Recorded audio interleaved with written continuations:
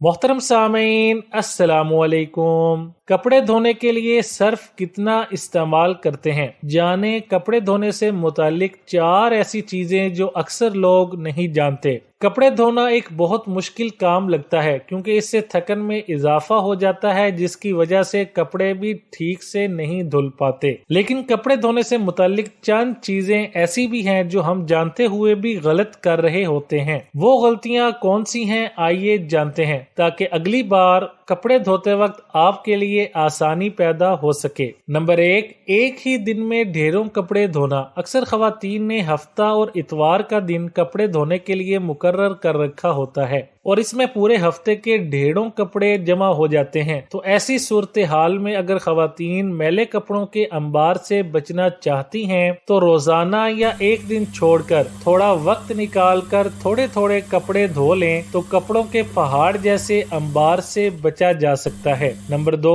Washing machine को साफ न रखना। क्या कभी ऐसा हुआ है कि आपने कपड़े धोए हों और इसके बावजूद इनमें अजीब बू आ रही हो? ऐसा वॉशिंग मशीन साफ न करने की वजह से होता है। लिहाजा अपनी वॉशिंग मशीन को एक बार अच्छी तरह धो लें ताकि अगली बार कपड़ों से बदबू न आए। नंबर 3, नम कपड़ों को मशीन में ज्यादा देर तक छोड़ देना। हम बाज औकात वॉशिंग मशीन में मौजूद कपड़ों को रख कर भूल जाते हैं। इन्हें ज्यादा दिन छोड़ना न सिर्फ गैर सेहतमंद है बल्कि इन्हें धोने के मकसद को भी खराब कर देता है।